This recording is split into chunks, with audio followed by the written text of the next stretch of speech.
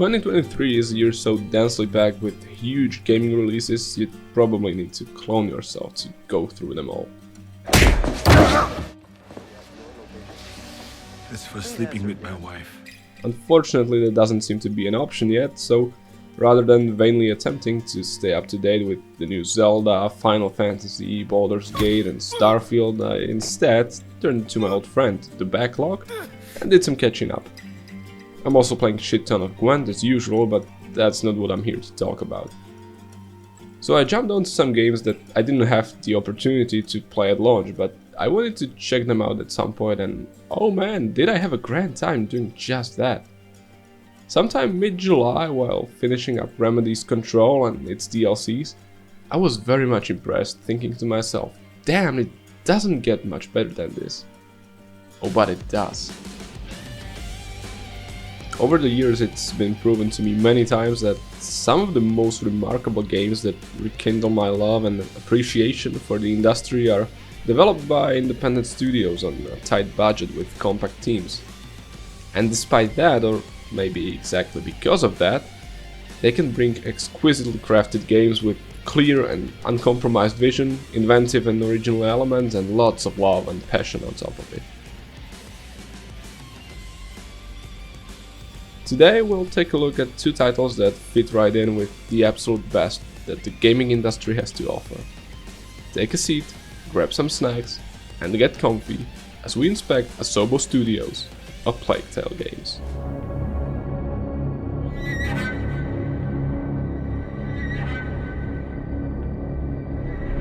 Oh my god, Louise! Think it's funny making me run like that? Anita!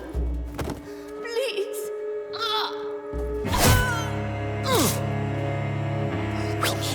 We need to move. Don't look. We serve a higher power.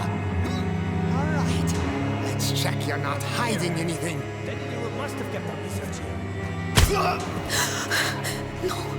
No, Amicia. We have to keep going. Snows, speak up. Don't make me hurt you again. This is Bordeaux, a beautiful city in the southwest of France famed for its wine. It's a home for over 200,000 people and since 2002 also for a game dev studio called Asobo, the company behind the Plague Tale games. But their road there was anything but straightforward. If you look at Asobo's track record, you'll find things such as Super Farm, Wall-E or Toy Story 3. Outside of that, they've also been doing some contract work for other bigger studios over the years, one of such occasions being their involvement in Ubisoft and Ivory Tower's The Crew games. Now at this point you're probably asking, how does a company make the step from Toy Story 3 to an action-adventure set in one of the darkest periods in recorded human history, in the middle of 14th century France decimated by the ongoing 100 Years' War and Black Death? At the first glance, there's not a clear connection between adapting Pixar's animated films to PlayStation 2 and the bubonic plague, but upon closer inspection, the link reveals itself. Jokes aside, this huge tonal shift in their work is definitely something you don't see every day, but they managed to pull it off brilliantly. The first Plague Tale follows the story of 15-year-old Amicia and her 5-year-old brother Hugo of the noble house de Rune, whose lives get shattered one day as their father is killed by the Inquisition, who's in search of Hugo, who's afflicted by a strange illness. They manage to narrowly escape, but they're forced to leave their mother behind, and thus begins their adventure. It's a gut-wrenching odyssey that's propelled forward by the gripping dynamics in Amicia and Hugo's relationship. Due to Hugo's mysterious illness, their mother kept him in isolation trying to find a cure, but that means the siblings barely know each other and are now thrown into a world that's in chaos and flames. It's a scary prospect, especially from the perspective of Hugo, who had very limited contact with the outside world. Flowers. And in plague-stricken France, there's a thin line between chasing butterflies or picking flowers and seeing people getting eaten by rats. But those ones are prettier. Hugo, we have to keep moving. Wait, come here. What? It will protect you, and is pretty too. Oh. Alright. Now we can go. Thank you, Hugo. You're welcome.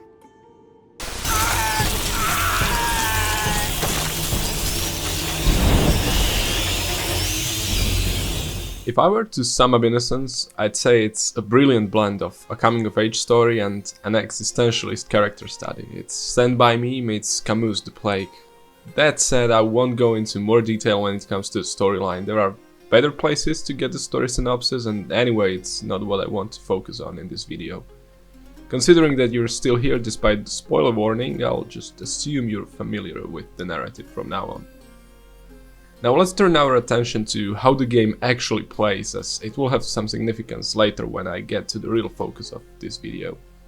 The core gameplay loop is built around stealth and puzzle solving. After all, you're playing as a 15-year-old girl armed with a sling who's facing trained soldiers. Going in guns blazing, or rather sword in hand, considering it's the 1300s, well, that's not really an option. As the story progresses, there is a fair share of combat, but it's always there with a strong significance to the narrative, building on the theme of the loss of innocence. The stealth mechanics are very intuitive and easy to get a grip of, and the game manages to stay fresh by constantly presenting you with new threats and tools to handle them. One of those threats is perhaps the most recognizable thing about Plague Tale: the rats. They enter the equation fairly early into the story and are a key element that makes the environmental puzzles in the game click and set the game apart from others in the genre.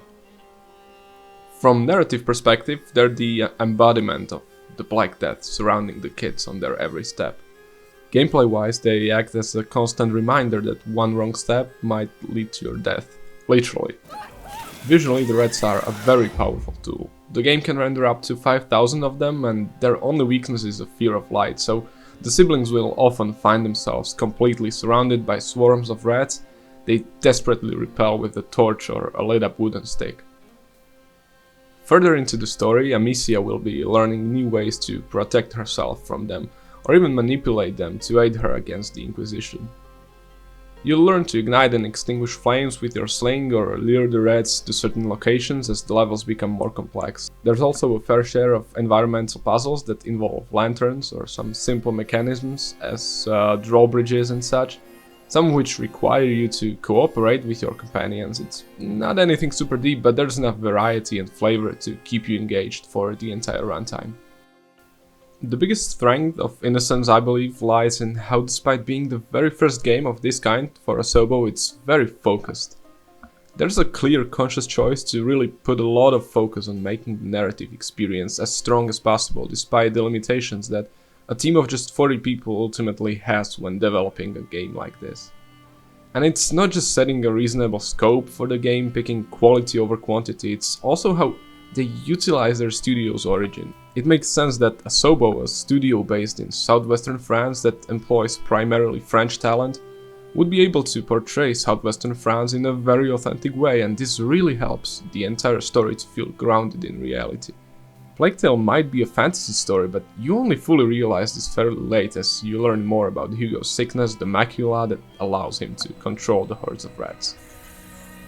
I also have to praise the voice acting job that's been done for all characters. While the characters' facial expressions might be a little stiff at times, the actors do the heavy lifting and really make you feel for the pixels on screen. And it's not just the cast that I applaud, but also the fact that in the studio they weren't scared to work with actual child actors for all the kids.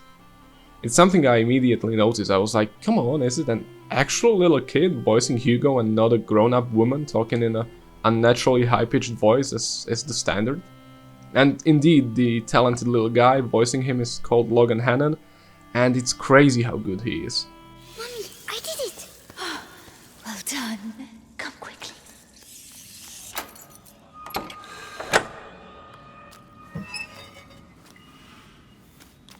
It's all right. Shh. No one will hurt you now. My hero.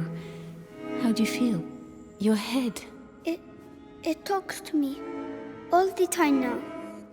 Oh, and apparently I'm not the only one who noticed, because since then he's been getting roles in other high-profile games like Final Fantasy XVI or Hogwarts Legacy, so good for him. The other standout performance is the lead role of Amicia, who's played by Charlotte McBurney. This was her first ever voice acting gig, and it blows my mind how well she did. She brings so much emotion to her lines, it's truly enthralling performance. Stop! It's not her!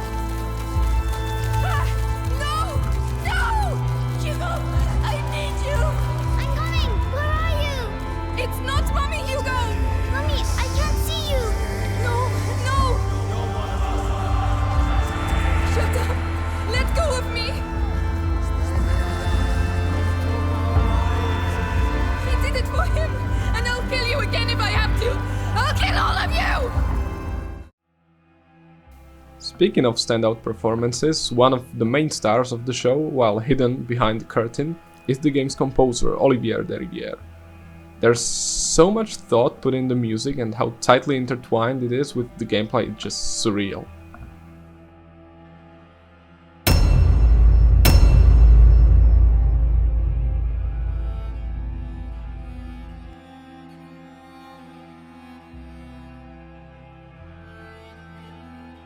Anyway, as we all know, it doesn't matter if it's a movie or a game, music's there to enhance what's happening on screen, yada yada. There are scenes where it's more appropriate for the music to stay in the background and just enrich the ambient sounds. Track 45 right. Stop. Center and stop.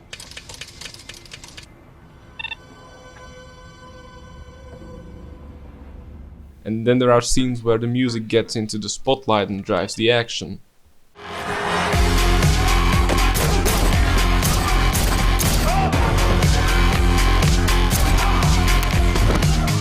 And sometimes it's most effective to just use no music at all.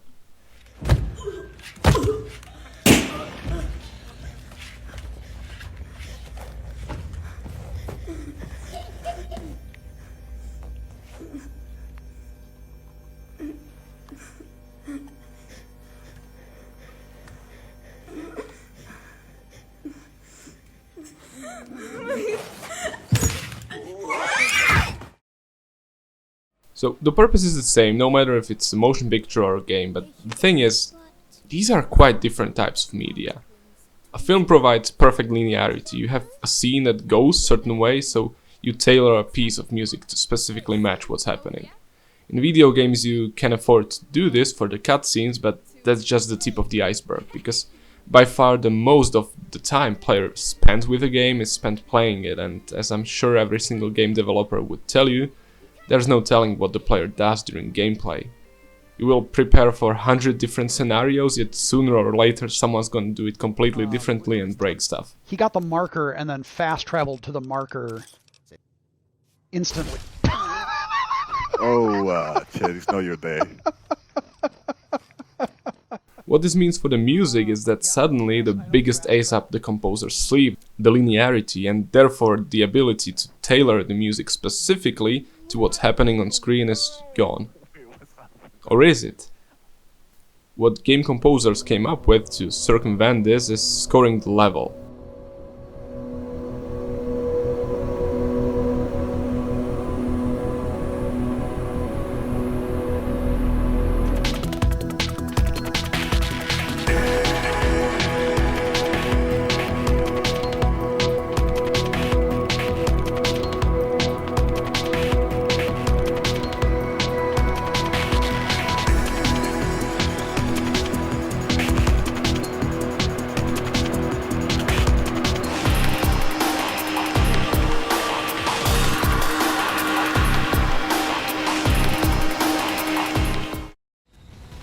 This is a simple method that's been used since the Super Mario days, and it still works fairly well. As long as the player cooperates, that is. To prevent situations like this from happening, most of the modern games employ additional systems. Perhaps the most recognizable of them is music responding to the states of enemy AI.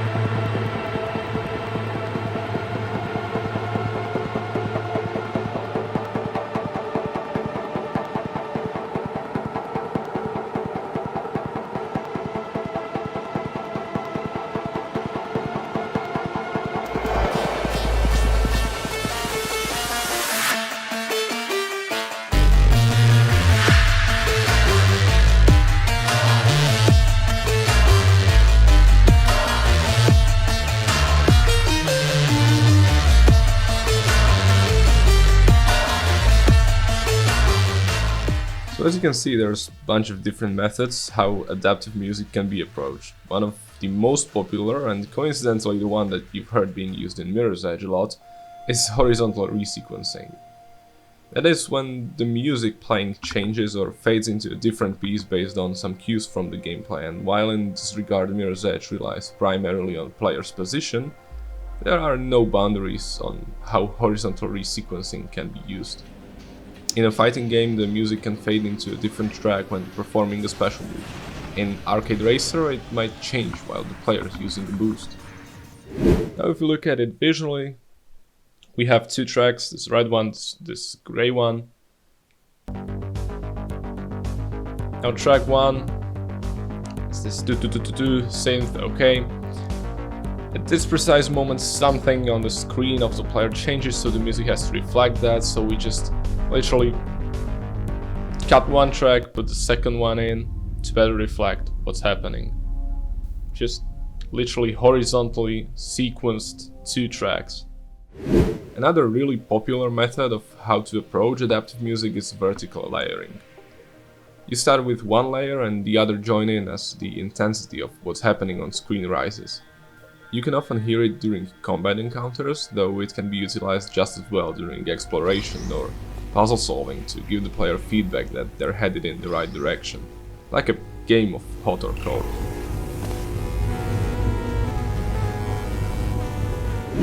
You know what they say, better to see something once than to hear about it a million times. So once again we have like a quick demonstration here. We'll start with a very simple kick drum. Now something happens in the game, so clapping comes in, then the hi-hats, then the snare sounds, and then to complete the track, like some very simple synth melody comes in. And in theory I should be able to, okay, maybe now something stops happening in the game, so I can remove the clap, because the clap kind of represents that part of the gameplay. And I can maybe do the same too with the snare. And you see like the track still is like working. The challenge here, however, from the perspective of the composer, is that all these layers have to not only be able to be used on their own, but once you start stacking 3, 4 or 5 of them, they can't clash with each other, and at the same time they shouldn't drown out the sound of the game itself, which is honestly easier said than done. Recently I stumbled upon this tweet that goes as far as calling the music playing during a boss fight a hindrance, actively sabotaging the player by restricting their ability to dodge attacks based on cues from sound effects. Man, I sure wish there was someone with experience in the field who could talk about finding the right balance. Maybe someone who made some amazing music, Prey, and Wolfenstein games, and...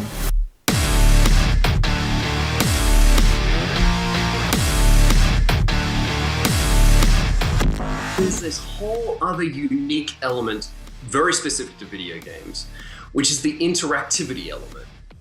So that's where, when the player does this, the music changes to that. When the player does this, the music changes to that.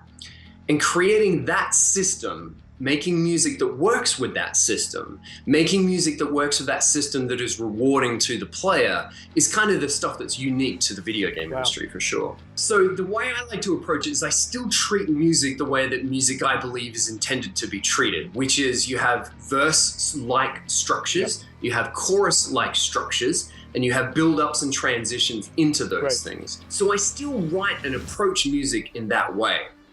Then what we try to do is hand the change of that over to the player's actions. So when the player does something really amazing and we want to kind of reward them for something, that's when the music kicks up a notch. Now, typically how we achieve that isn't always just by having stems and kind of layering more stuff on top of each other.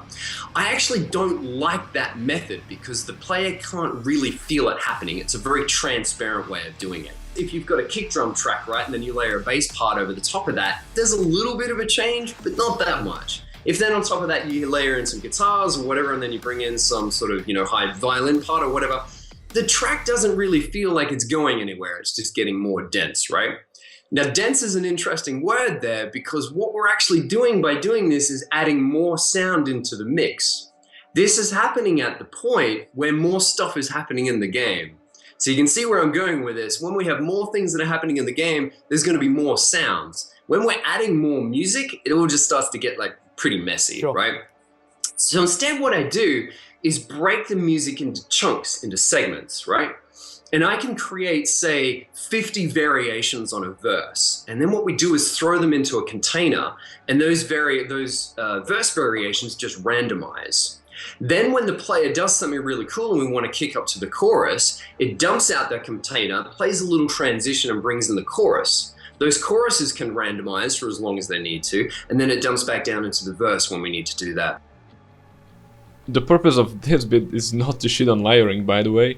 I just want to point out that some of the coolest uses of dynamic music were conceived by composers who actively tried to experiment and create new innovative systems and ways of tying up the music with the gameplay. And one of the things that was always possible from the beginning was these glory kills. And so what I wanted to do was support that in music. Whenever you did that, it kind of felt like it needed to be a cool sort of moment where all the music sort of drops out and it focuses just on this glory kill, and the sound effects and things are in that, and then the music comes back in afterwards. And what's cool like that is it starts to feel a bit more like an action movie.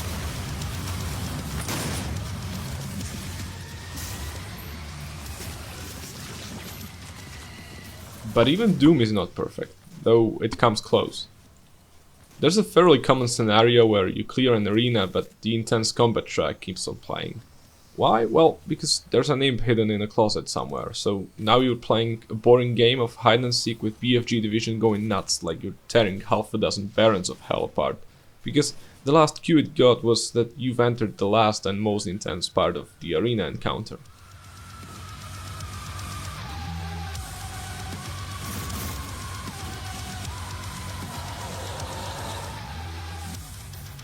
Well, and this is where Plague Tale enters the scene to show everyone how it's done.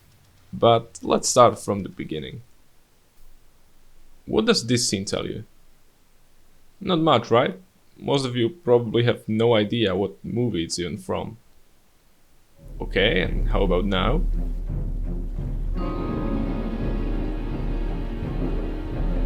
That's the power that music can have when used well. It enhances the storytelling and gives you information without words. Given that Plague Tale is a story-driven, very character-centric experience, let's start with a recap of the most notable leitmotifs and see how they're used to do just that, provide information without words.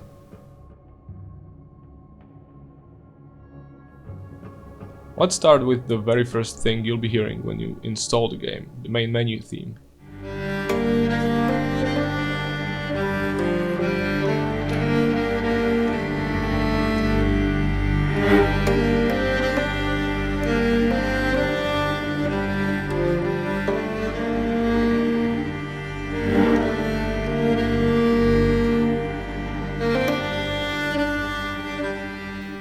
The same melody is also the first thing you'll hear as the game opens, but this time in a very soothing, peaceful arrangement.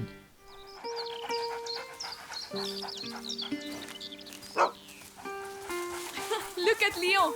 The Guian beast is in a hurry to fight it out! Your beast thinks with its stomach, as usual. Well, there's something you both have in common. That's harsh.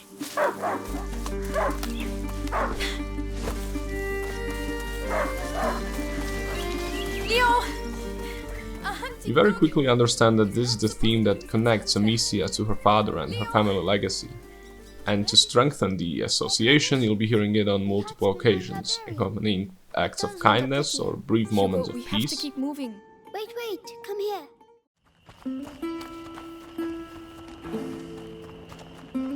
Oh, hello there. You're still alive. Not a I'm night to sorry stay about outside, your eh? friends.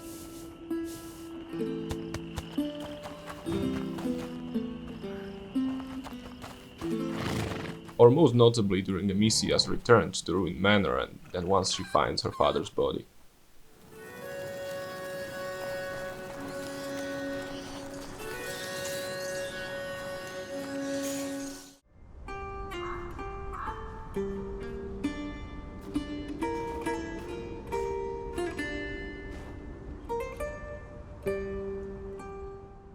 Plague Tale is first and foremost the story of siblings coming together in tough times, two people going from basically not knowing each other to becoming the most important person in the life of the other one. And so the music really captures this shift in the relationship. The first time Hugo and Amicia interact, there's no motif for that, because essentially there's no relationship between them at this point. It's me. Your sister? Amicia? Hello. Instead, it's the Inquisition that's in the spotlight.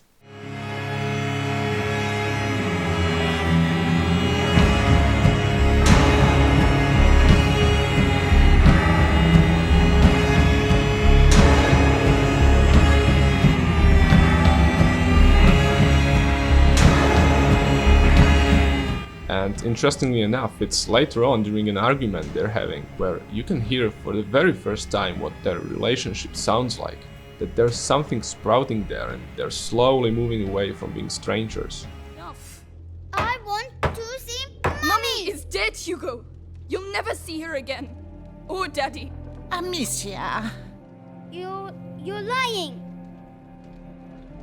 They were killed at the house. Both of them. So shut up. Lying. Lying. I hate you. Please stop. Hugo, no! And the same piece then transitions into this very stressful version where Hugo runs off and Amicia desperately tries to reach him before the villagers can hurt him. I'm sorry! No!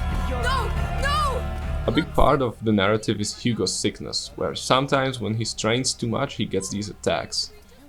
So this is the music you hear the first time Amicia sees that happen, at the point where she's a complete stranger to Hugo and vice versa. You know how this goes. My eyes. My head. Now let's compare it to the moment when it happens later on.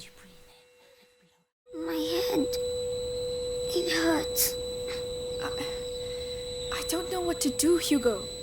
What would Mommy do? Give me medicine. I can carry you. That's the best I can do. Come on, climb up. And as Amicia carries Hugo and the attack is fading, it's the theme of their relationship that comes in, but this time stronger, richer. Mommy says I shouldn't leave the house, you know. I know. That must be why I feel all funny. You're just tired. I miss her. Then, a few chapters later, the siblings get captured by English soldiers. As they're trying to flee the camp, you'll hear this music, and it gives another dimension to the relationship between Hugo and Amicia. And I wouldn't see you again. Well, now you know that's not true. I'm here. We're staying together, right? Of course. And we're going to go with Melly. She's here to help us. She's the thief. And she's sorry she turned us However, if you listen carefully, there's a clear pattern of the Inquisition theme there as well, teasing what's about to come.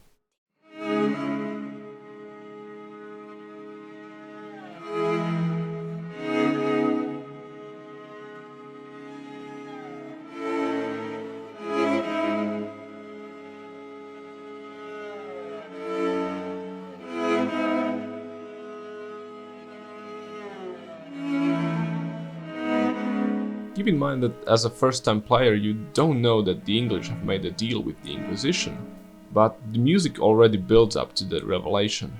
And when it comes, with the narrative climax comes a musical climax as well, and you hear the Inquisition theme in full power.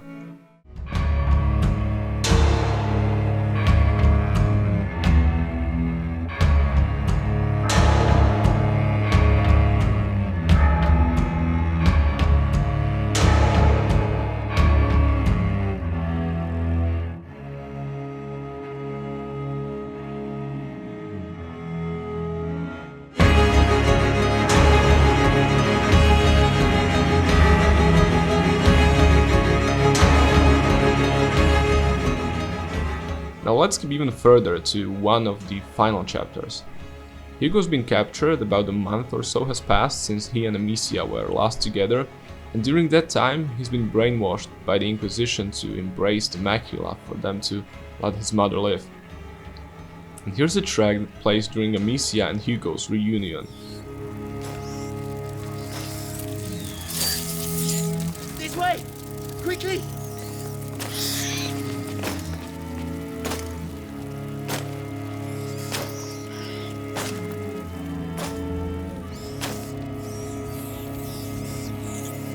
Go and do what has to be done.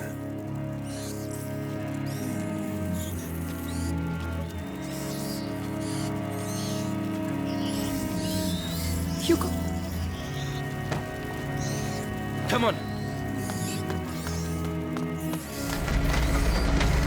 And as you can hear, it's the same one that plays during their reunion back into camp, only this time it's a mirror image. The leitmotif of their bond is in the background, and it's the Inquisition theme that now plays the first fiddle. And so just like you've heard in these many examples, throughout the entire game the music's always there to tie it all together. There are quite a few other themes worth mentioning, and I'll do so, but later when we move on to Requiem. You'll know exactly why once we get there. The last I want to bring up in this blog is the track for the Macula and the Rats.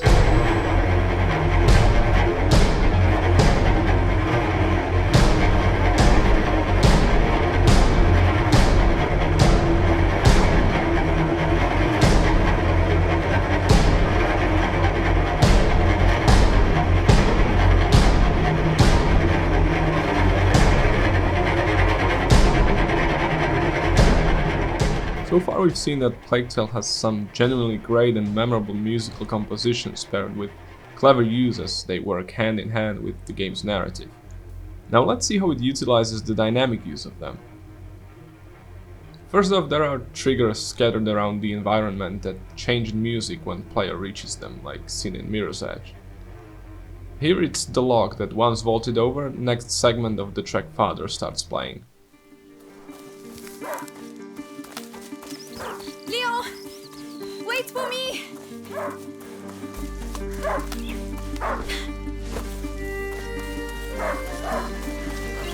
Then there's the reaction to different states of the enemy AI, like I've shown in Cyberpunk. You can hear the change in the music as soon as the soldier enters his suspicion state. Aim well. Mother and Hugo need time to get through. I need to call them now. Better go see what it was. Psst, come here. I'm coming. There's also a system that reacts to key actions during combat, like Doom's glory kills. I found someone! Get back!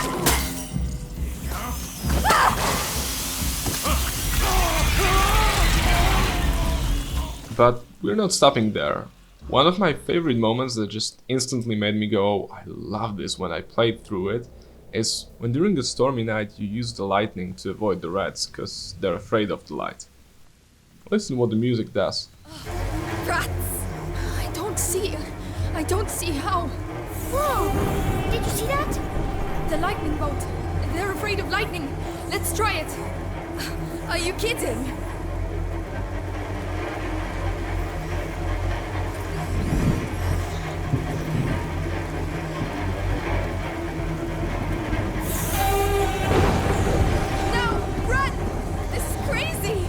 The real game changer, however, is that there's a system that modulates volume and pitch of music in real time based on players' proximity to the enemy.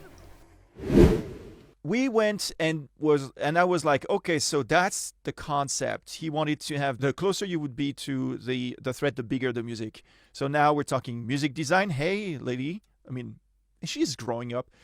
I'm doing some composition and I'm having cellos, that was the instrument we wanted to have for the game.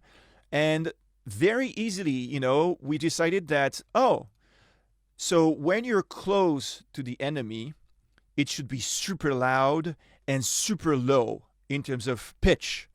But the further you go, it should become, medium range in terms of pitch to high pitch and sort of, soft pianissimo. So if I'm far, it's piano, high pitch. And the closer I get, the lower and the bigger the music.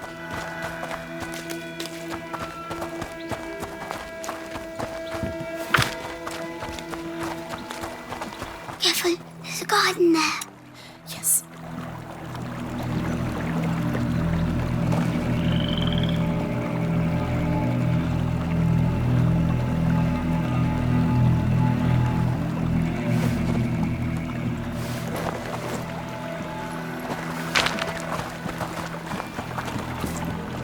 This is honestly such an amazing thing. I wish today, with the technology there is, more games would tap into this more involved use of music.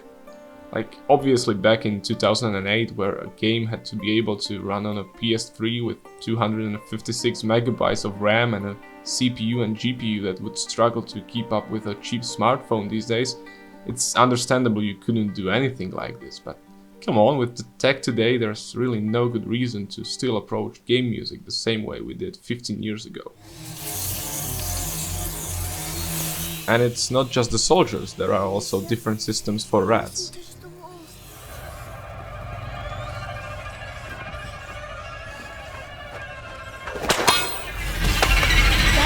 That seems to keep them busy.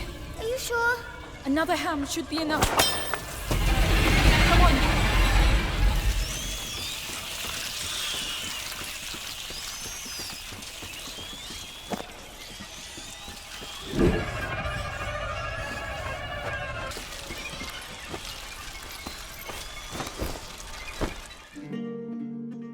I have one more great showcase of Plague Tale's use of dynamic soundtrack. This time it's when you play as Hugo and he starts to unlock the potential of the macula to control the rats.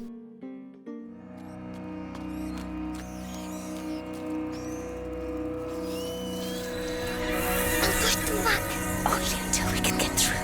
Don't overdo it. I'll try.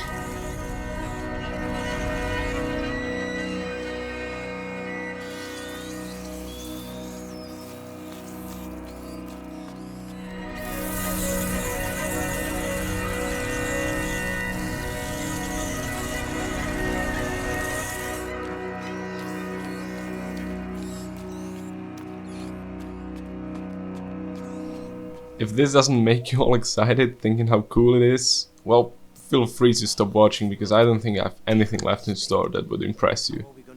As for the rest of us, that's it for Innocence, time to move on. We're looking for a boy and a girl. What did they do exactly? They trespassed on a family's property. There was an argument and men were slaughtered. The younger brother witnessed it. Oh, that's horrible. I hope you find the culprits. Oh, I do too. The boys are my nephews. Mother, we need to leave. Now. Yes. Sorry, we still have quite the road ahead of us. Hello. We won't take long. The boy! It's them! Come here! No, wait! Amicia! You! Get the cart! Oh, don't let her get away!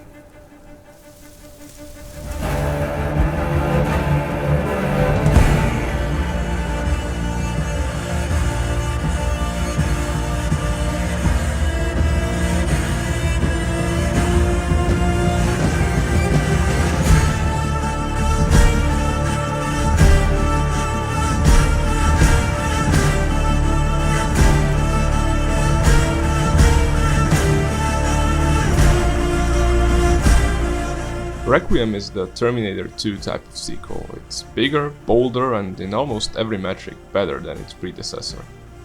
Its development team grew considerably from 40 to 70, and right from the get-go it's immediately obvious that this is a much bigger game. Still, it has to be said that this is a very small team when you consider the quality on display here. Graphically, the game is among the best on the market currently, offering stunning visual fidelity and improving upon Innocence in virtually every aspect. Texture detail, vegetation, character models, mocap and facial expressions, the lighting quality, it's all been vastly improved from already a very solid base. The environments are larger and more varied, and you'll encounter a ton more NPCs populating them. A huge improvement has been made to the rats as well. Whereas the first game was capable of rendering up to 5,000 of them, Requiem bumps this number up to an outstanding 300,000, and it doesn't shy away from flexing its technical prowess with multiple grand set-piece moments.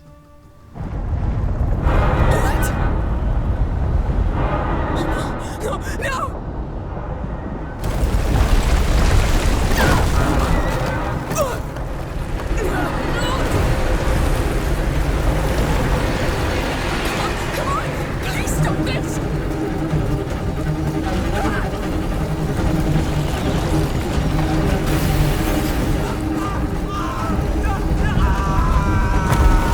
Please, Hugo,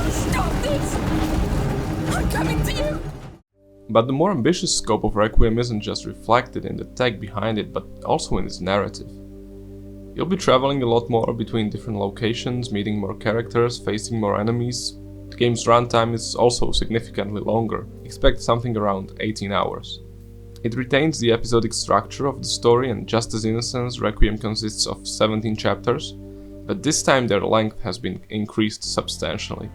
Combat has undergone plentiful changes as well. Some of the less engaging mechanics from Innocence were abandoned and replaced by new ones that work better.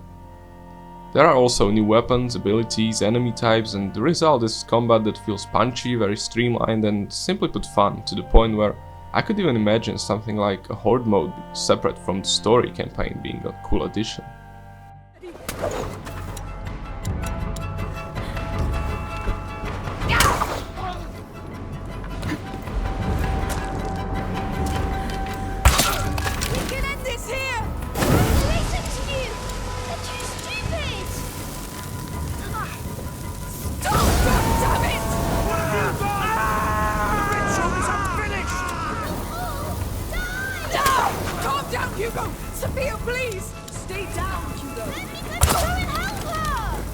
The fine-tuning of combat goes hand in hand with the narrative.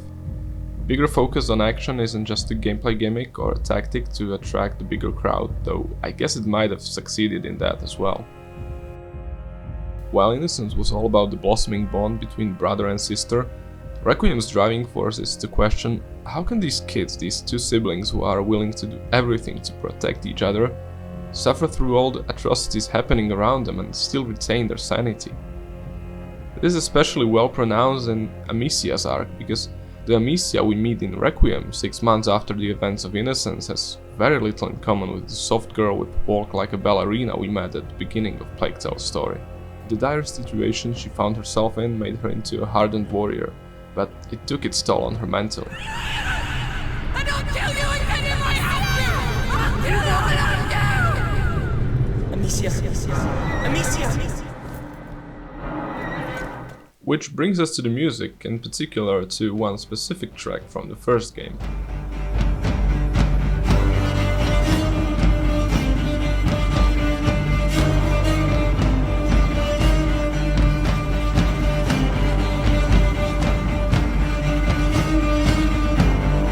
The Wrath is a piece that you'll start hearing during the more intense parts of the penultimate chapter of Innocence, and it very much represents the shift in the mindset of the kids to no longer hide, but to take on the Inquisition head-on. In the sequel, the Wrath is Amicia's companion from the very beginning. Even during the peaceful moments, you'll hear the leitmotif bleeding into other melodies, representing how Amicia is on the edge basically all the time now. So the thing is, if you remember the Wrath was going like this.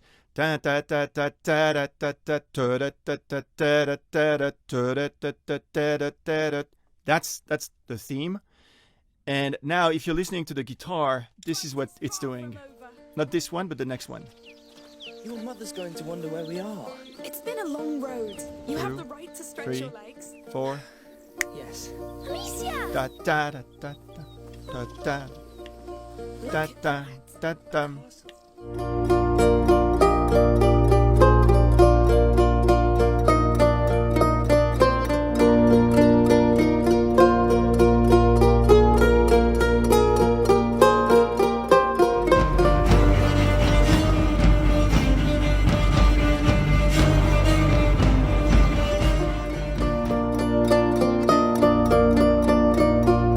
Then, once things go south, it gets progressively stronger and more pronounced, culminating during these violent outbursts. How'd you like that, huh? When someone fights back! There are too many! They'll keep coming if we don't go! Go if you want! This is my ground now! This is where they die!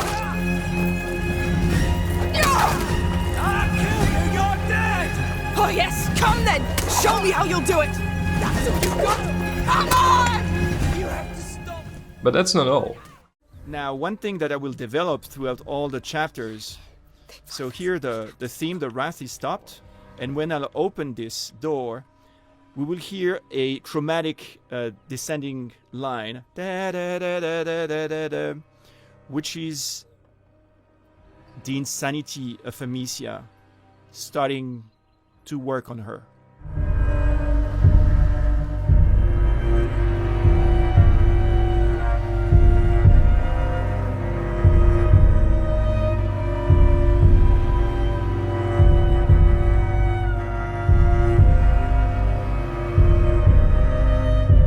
Apart from this reinforcement of the narrative elements the music does, a big contributor to the experience is the changeable nature of it. And similarly to Innocence, the extent of how dynamic music is used ranges from handcrafted scenarios Stop! Leave it to me! I beg you! No! Please! Should have thought of that before you lot stole from us! Goodness, Matthias! That's how we make sure they don't come back. I lost two, a boy and a girl. You didn't see them?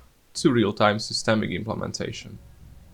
In Chapter 3, Amicia is really struggling to keep going as she's fighting back a series of panic attacks. When the circumstances force her to rescue Lucas, who's been captured, listen to what the music does. We just got a looter over there. There may be others. Search the area and kill on sight. Understood. Spread out, men! Be careful!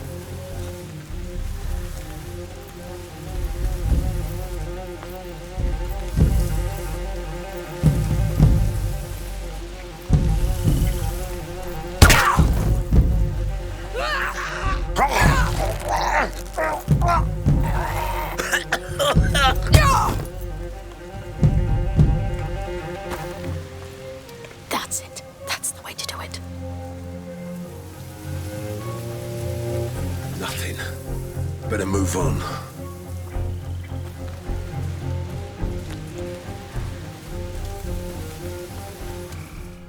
Remember how in the first Plague Tale the volume and pitch changed based on proximity? This is the same thing except evolved, pushed further. When you're far it's the wrath, but the closer you get it's the insanity showing, the music gets more frantic. And it no longer tells you, oh, I'm too close, I should go back to safety. Now it tells you it's the right time to strike, to hurt, to kill. But let's dial it down a bit and come back to the returning motifs from the first game. A great example of that is the track Shelter.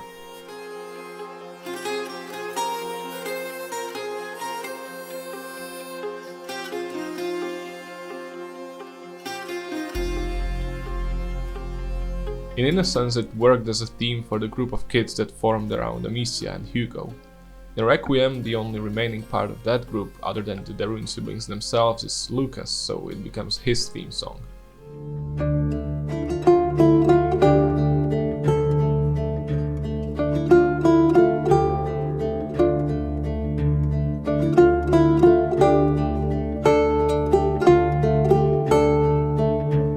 You'll also hear it incorporated into other pieces, almost like this guiding star during the darkest moments, signifying how it's often Lucas's unwavering support that keeps Amicia going.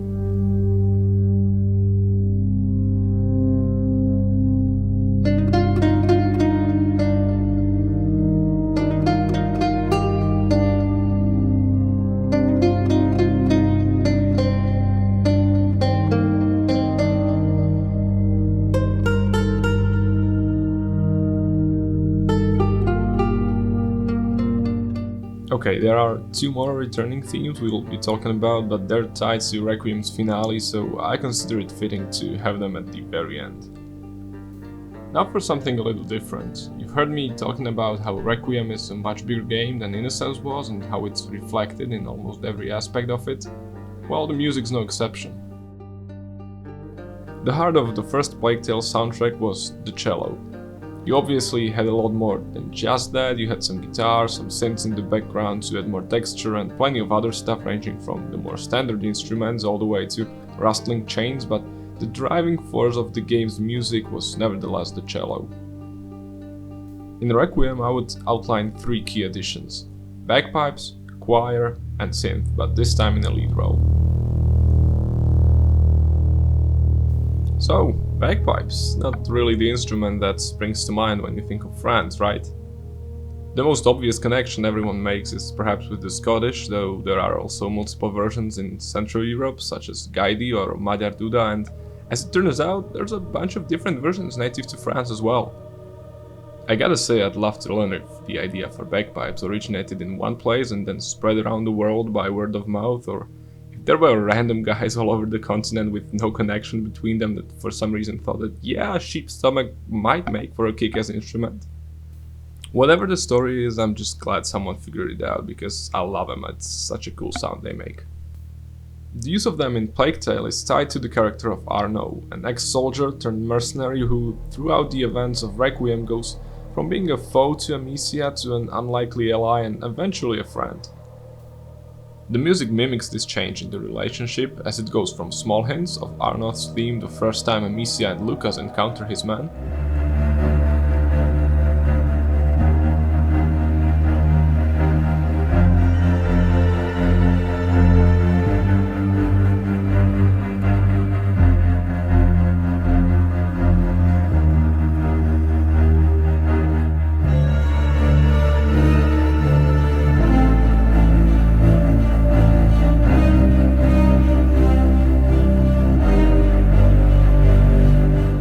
to a full villain version of it.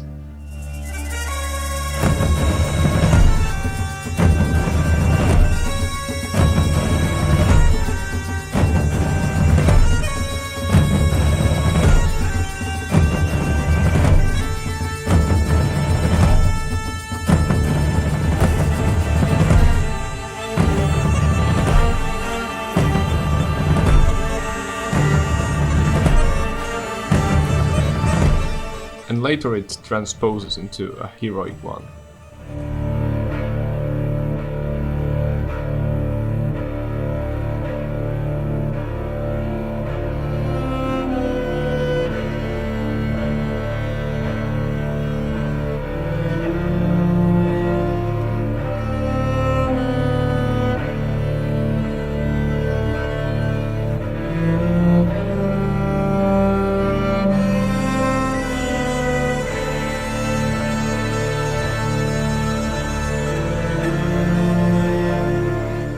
A lovely touch I noticed when I replayed Innocence is that the central melody is actually taken straight from the moment Amicia, Hugo and Lucas step on the battlefield in Guyenne, where later in Requiem we learn Arno fought.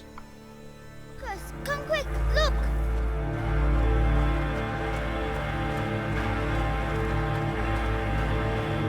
Oh my god. Are they all dead? We can't carry on. Amicia, we have to follow the aqueduct.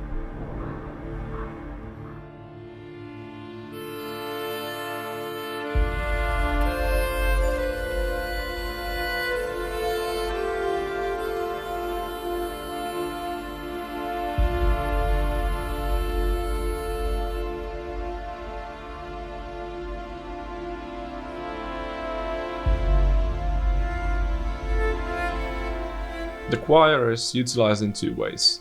Lacuna, the island in the Mediterranean Sea where Hugo's drawn to, has a very distinct vibe with its vibrant landscapes that hide dark ancient secrets beneath. To sonically distinguish it from the other locations, the music contains haunting and mysterious chants.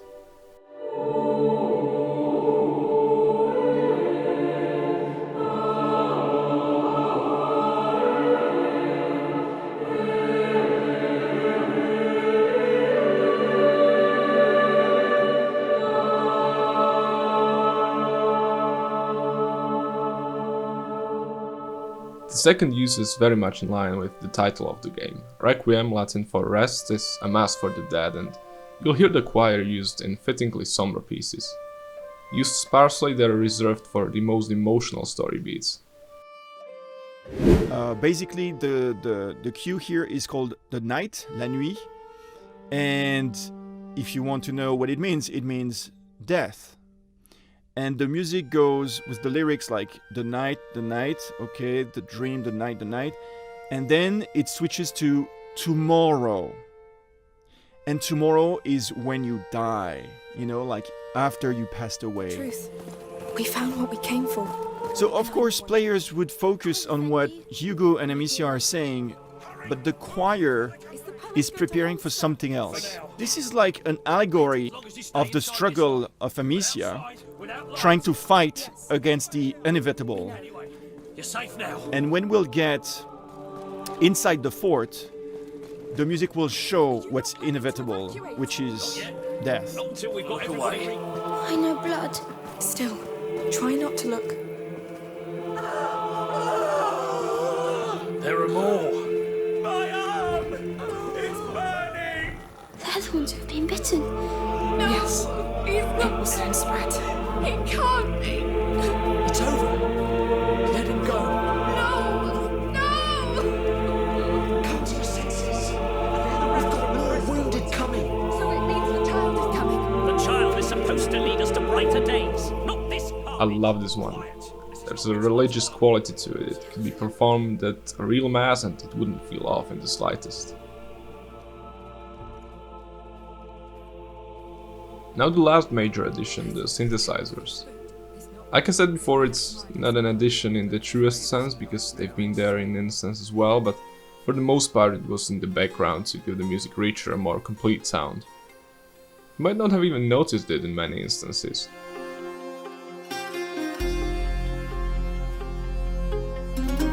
In Requiem the synths remain in this support role, but there are also many tracks where they have much more noticeable presence.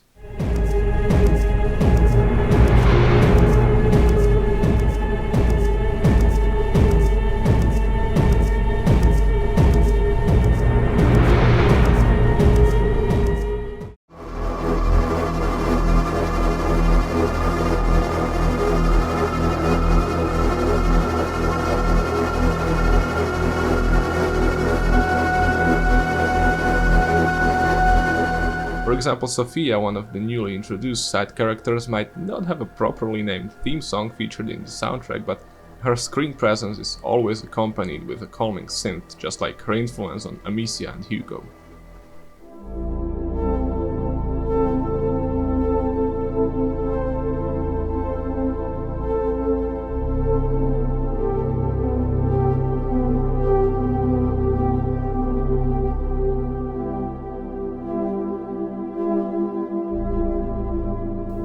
The most important, however, is for all these different sounds to come together into one cohesive package.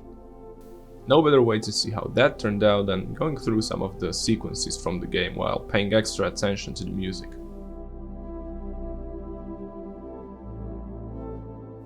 Alright, a few minutes ago I've been talking about the Wrath and showed you the sequence where Amicia snaps and starts killing soldiers in the barn, and you have music playing a very strong role, elevating the action. Come on! You have to stop the dying! Rob, you're too scared! You have to drive fear into them! Yes, follow me! Good talk! This is the John Wick example from early in the video, but when we look at the aftermath of that event, where we see Amicia and Lucas captured, there's deafening silence with no music at all, like in the clip from Nope.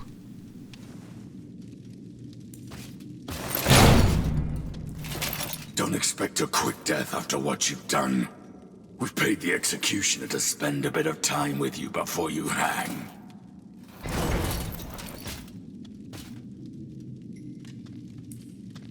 You should sit down. It's an important skill to use silence efficiently, and it's done really well in Requiem, whether it's to give the player a chance to breathe, allow an actor's performance to shine more, build tension, or just give a spotlight to the sound design to get you deeply immersed in the world. It's used on many different occasions for various purposes with great effect. And best of all, it's sneaky, understated in its elegance, where the players don't have to be consciously aware of it, but it still takes them to the right headspace.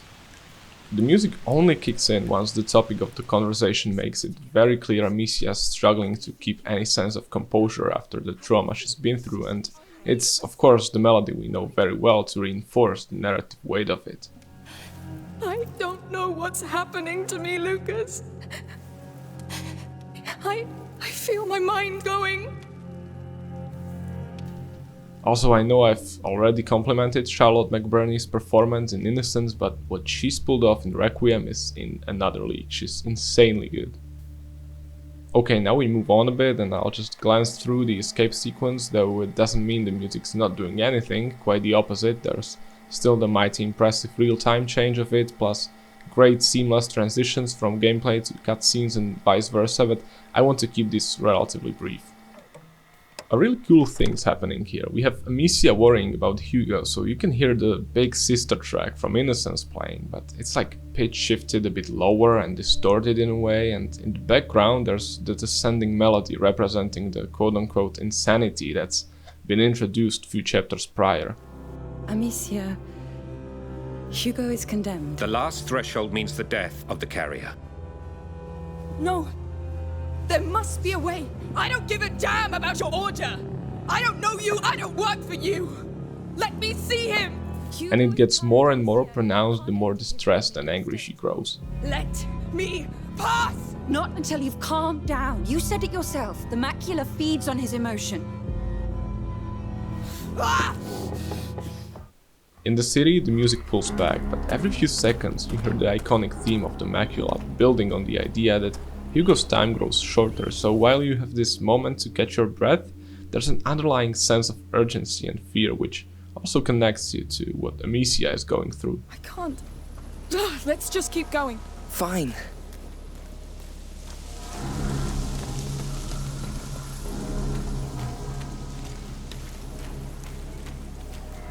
Now comes a part I adore. We're here. So where's our boat? Red and white sail. Right there. It's still there. Good. I hope our pilot is too. Good point.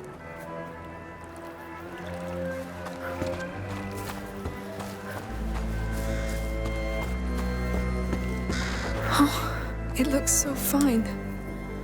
I'll take it. For Hugo. A gentian, I think. I'm sure he'll love it. I'd like to offer him so much more. He loves anything that comes from you. I'm not sure he'd agree.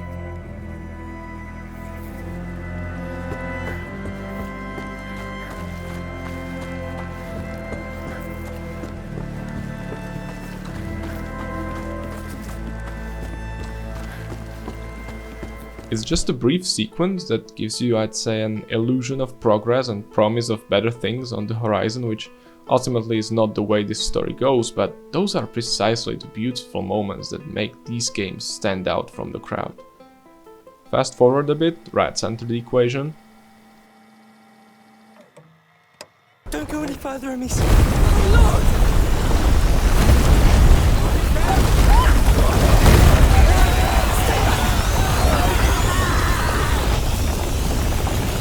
But it's not them the music focuses on. And listen, once again it's Hugo theme in the back.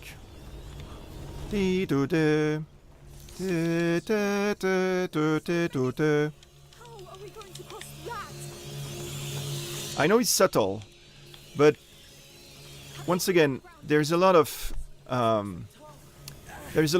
thinking for me, not to be like too much intellectual about it, but much more to be in Amicia's head, you know, why is she doing this? It's for Hugo. So that's the theme in the back. And once again, the rats with the cellos, the closer you get to them, all the systems are there. Moving forward, there's a second of respite, and once again I want to highlight the silence. So many people must be dying right now. Followed by a tense puzzle sequence with the rats, after which Lucas and Amicia meet with Joseph, their contact. But things don't go as planned, and it's our old friend the Wrath making an appearance. Piss off! Came from the bottom. Come with me. Soldiers, to cover.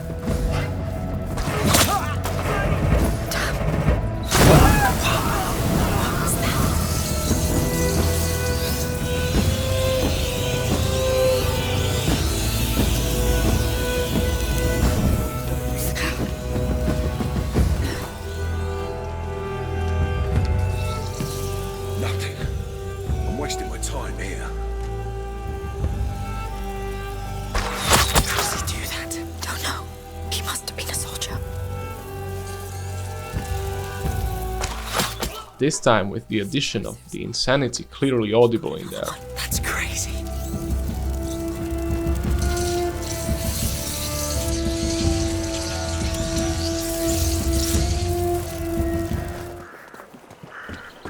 Brief period of silence afterwards is soon replaced by even more distress once things go from bad to worse, and we can hear the Rats theme in its full glory.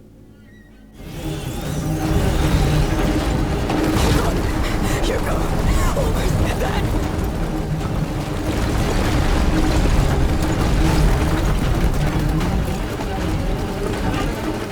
One of the best moments of the chapter is next.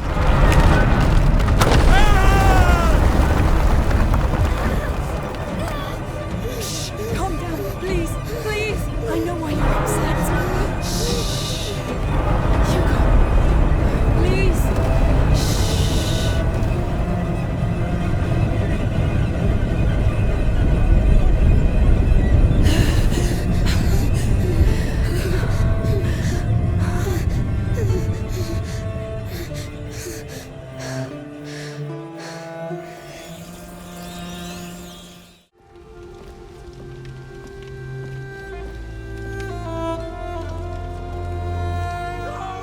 These people. It's too late. Keep going.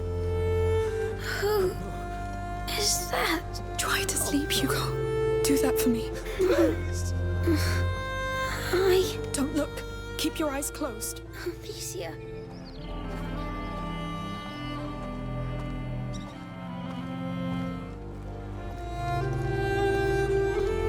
Are you alright?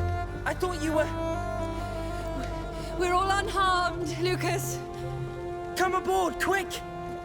It's incredible how well Derivière manages to blend the original motifs with new ones, always serving the narrative in the first place and creating a tight connection between the two games without ever sounding repetitive or unnecessarily familiar.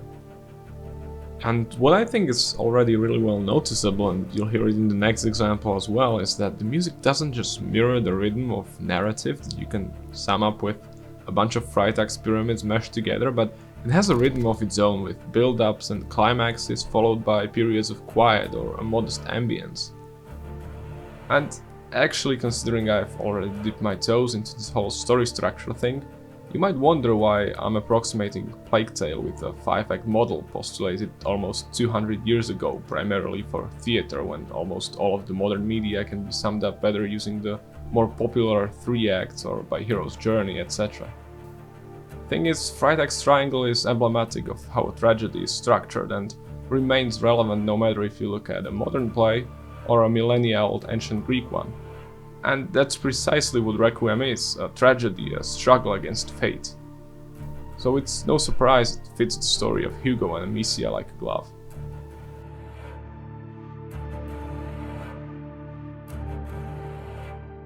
For the second part of this demonstration, we move on to the later parts of the story, where the repertoire is expanded by the new components of the score that we had been talking about earlier. This offers the possibility to utilize different instrumentation in order to provide further options of fine-tuning player experience. Is there a point in the story where there's a lot of non-stop action, where the score could feel overwhelming or too much one note? Well, now we don't have to rely solely on string instruments, so we can provide a relief and change the player's ear by simply putting the bagpipes there, or the synthesizers, or maybe even elements of the choir. Enough!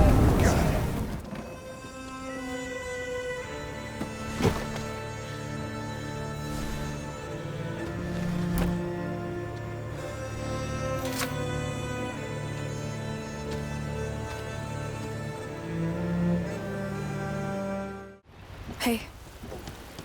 Slept well? I woke up thinking I was dead. I know that one. What will you do now?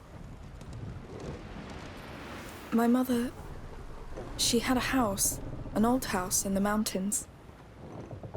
I promised him a chance to be happy. That's where we'll get it.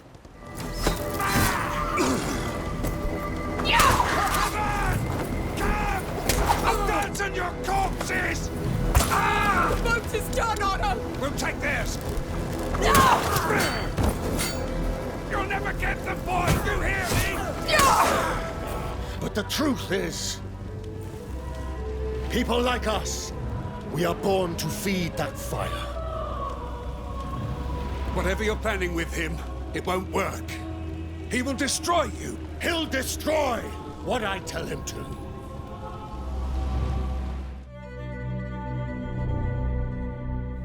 Right, we're headed towards the very end, so like I promised, last two themes.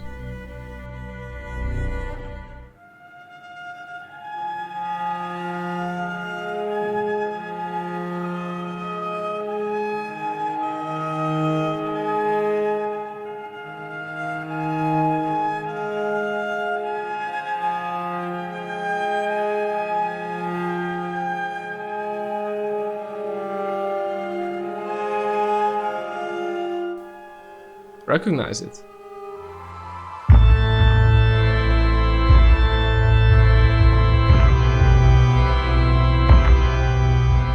But it's not just this little callback to the vision in Innocence, more notably there's a stunning rendition of this beautiful piece during what I'd call the most emotionally intense section of the game.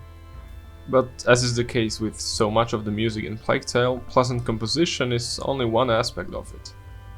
After all, you don't just listen to video game music, you experience it with the rest of the game, so it's hardly a surprise that up there the final iteration of the music from Amicia's traumatic vision plays when she's stuck in the limbo inside the macula and helps guide you to understand how to break the loop.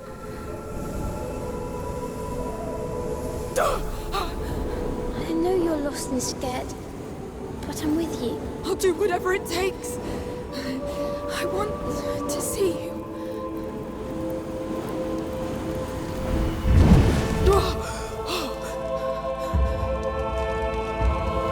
What is that? Hugo, where am I?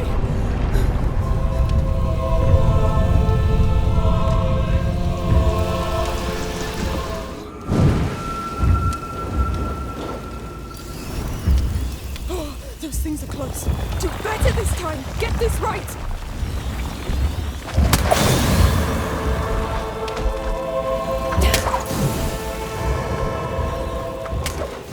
And finally wrapping things up with one of the key melodies actually, the main title itself. Sometimes warm, strong and reassuring, aided with the choir.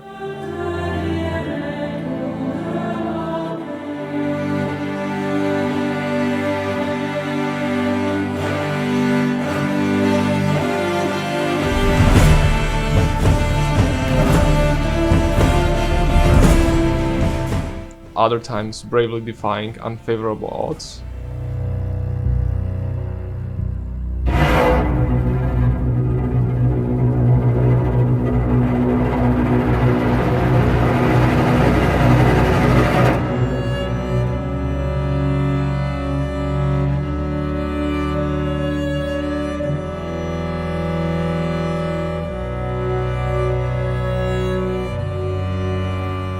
And sometimes barely persevering.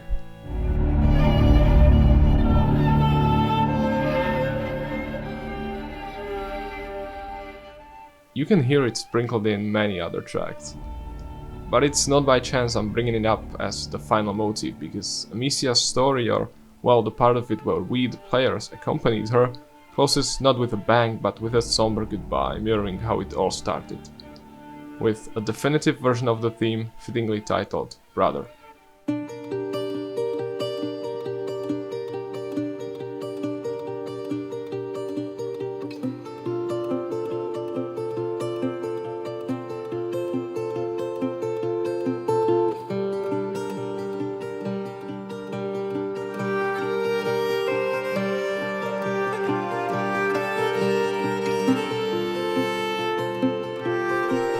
Now comes the big question.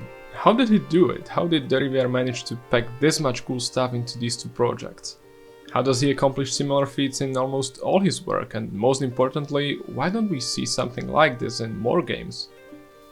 The answer, as you might expect, is that achieving degree of adaptivity this impressive for your soundtrack is really fucking hard and time consuming. It requires a ton of work, buckets of passion for the craft and a particular skill set on top.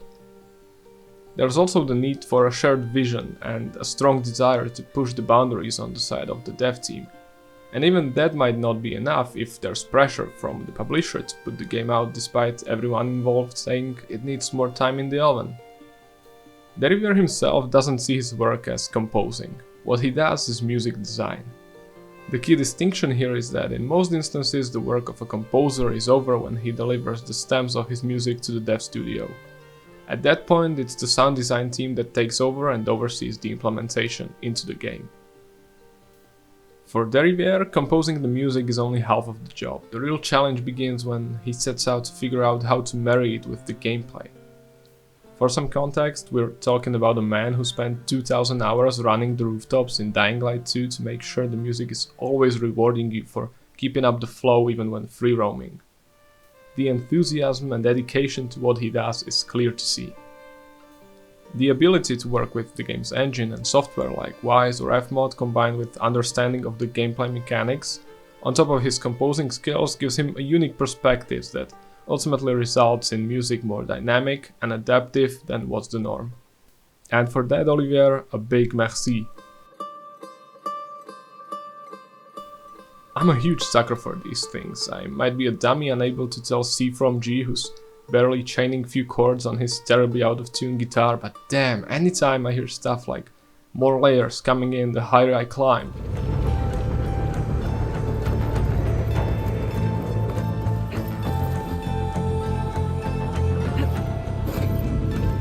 The pace changing based on how fast I'm moving.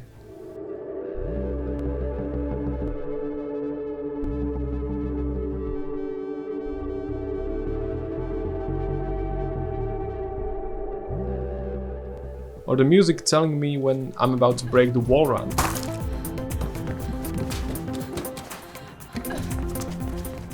And doing a little whoosh when I'm doing cool big jumps.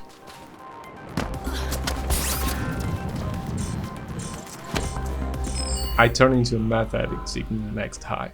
So to have games like Plague Tale that are filled to the brim with systems like this, all with the purpose to further enhance the stellar narrative, it's a real pleasure.